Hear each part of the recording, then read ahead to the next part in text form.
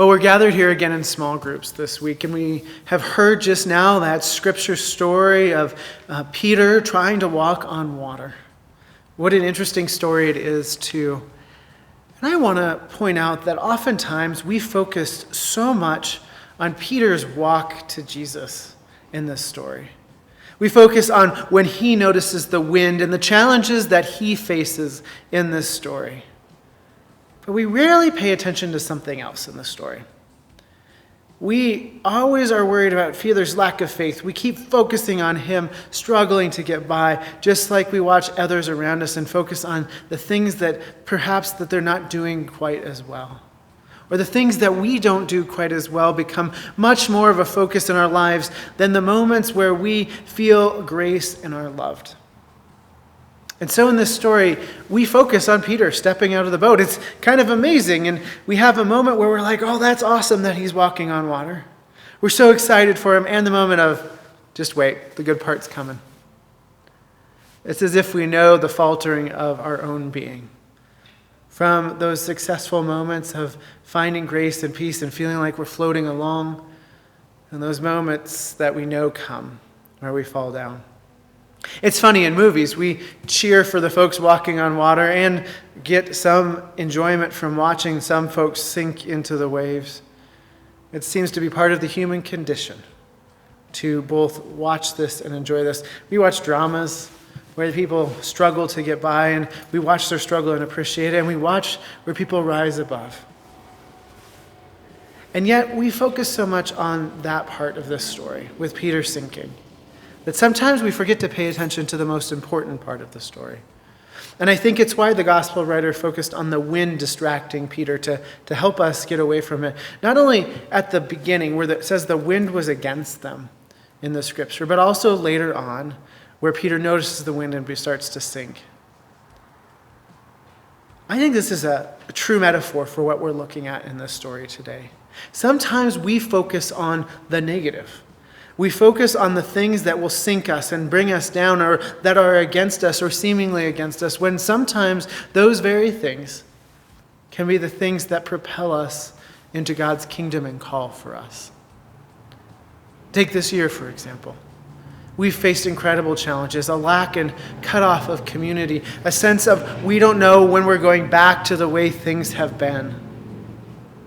And yet in that time, some of the most incredible, ingenious things have happened to find ways to connect us in new ways. It seems as if community matters all the more now. And so in this story, we forget to notice, amidst all the pressure and the wind that distracts and sinks, that Jesus is reaching out to Peter and pulls him up immediately and says, why did you have a lack of faith? You knew I was here. All you needed to recognize is that I'm reaching for you always. It's an important thing to notice, that Jesus is reaching for us always. When I was a younger leader in the church, I was a part of what's known as the Chrysalis Weekend. It's a weekend retreat, and it's an opportunity where not only do adults get to help lead you through, but youth get to learn how to lead you through. It's one of the reasons I found my call into ministry was these opportunities to serve alongside and be a young person in leadership. That's why I find it so important that we keep these kind of opportunities available for our young people and for our adults to step into leadership even when they don't think they're quite ready for it. Well, one of the special events of that weekend is this candlelight service where loved ones gather around and sing songs and pray for the people going through the weekend. It's an act of love that's shared with everyone. It's beautiful, really. These people who have been going through a weekend of exploring where their life has been torn down and things have been hard, where they're looking to see where God's love is walking into their life. In their process of all of that, they get many different forms of love shared with them. And in one in particular is this opportunity to experience people lighting candles and being around them, praying and singing. Well, we did this for our young people. And I want you to imagine this now, a sanctuary in the late evening, where candles are lit and you come in and see the faces of ones you love. You can't touch them, but you know that cloud of faces is people who care about you and your walk with God.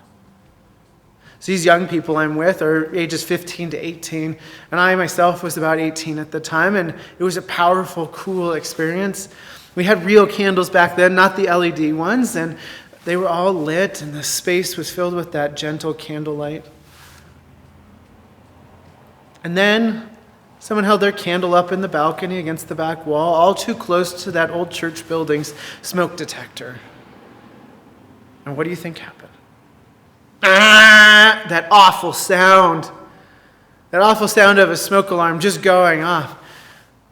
And I turned to my fellow youth who was working with me, and I said, we've got to do something. And I started to panic. We need to start singing a song. We need to overcome the sound that's happening right here and now, or this moment. This moment might be ruined. And I remember the youth I was working with turning to me and saying, no, it'll be okay. Just relax. The things will go as they need to go.